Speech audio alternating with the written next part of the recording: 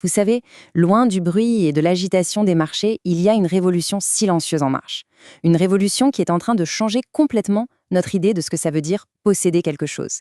Imaginez, être propriétaire d'une petite partie d'un immeuble de luxe ou d'un fragment d'un tableau de maître. C'est exactement cette révolution qu'on va décortiquer ensemble. Allez, pour commencer, une question un peu étrange. Et si on pouvait vendre une seule tuile de son toit? Ça paraît absurde, hein. Et pourtant, ça touche au cœur du problème. Pensez à une maison, un terrain, une œuvre d'art. Bien sûr, ça a une valeur énorme.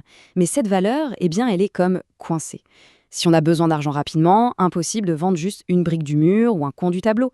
C'est ça le truc. Nos biens les plus précieux manquent cruellement de flexibilité. Alors, comment on va s'y prendre? Voilà le programme. D'abord, on va comprendre ce que c'est que cette fameuse valeur piégée. Ensuite, on verra la technologie qui pourrait tout débloquer. On fera un zoom sur un cas très particulier, celui du réseau Pi, et on finira avec des chiffres qui donnent vraiment le vertige. Première partie donc, la valeur piégée, ou pourquoi nos plus grands actifs ne sont pas flexibles. C'est un vrai paradoxe en fait. La majorité de la richesse mondiale, elle est dans des choses bien concrètes. L'immobilier, les entreprises, l'art. Mais cette richesse est inaccessible.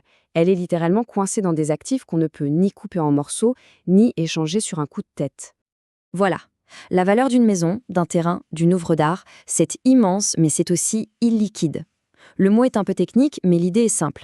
Illiquide, ça veut dire qu'on ne peut pas le transformer en cash facilement. Même si on a un bien qui vaut une fortune, on ne peut pas en utiliser un petit bout pour payer ses courses. Et c'est précisément ce problème, ce verrou, qui est sur le point de sauter. Ok, alors comment on fait sauter ce verrou? Comment on libère toute cette valeur? C'est là qu'on entre dans la deuxième partie, la promesse de la tokenisation, la technologie qui va permettre de débloquer cette valeur colossale. La solution, dans son principe, est incroyablement simple, mais ses conséquences sont révolutionnaires. Imaginez un instant, pouvoir vendre juste 1% de son appartement, ou acheter une petite part d'un gratte-ciel à New York aussi simplement qu'on achète une action. Non, ce n'est plus de la science-fiction, c'est ça la promesse de la tokenisation.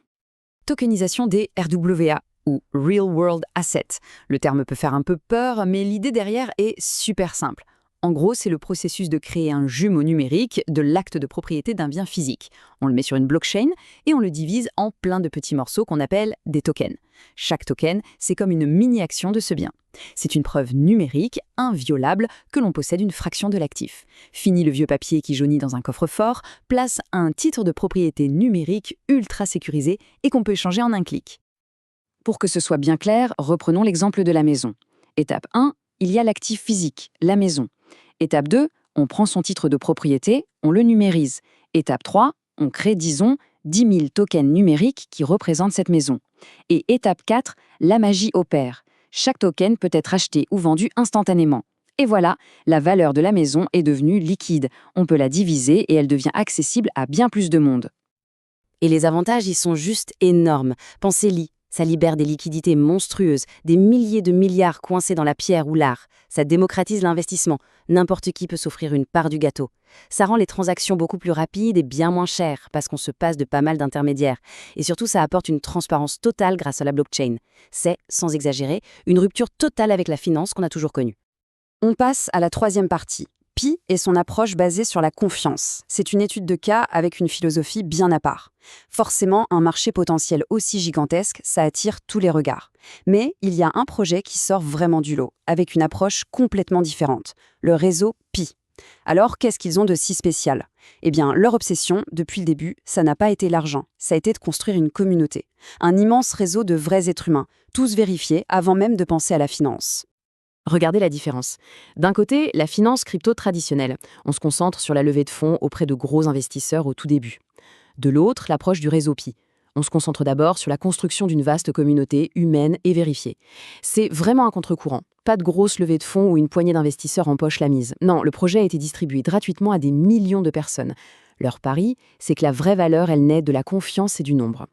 Et cette citation, elle résume absolument tout.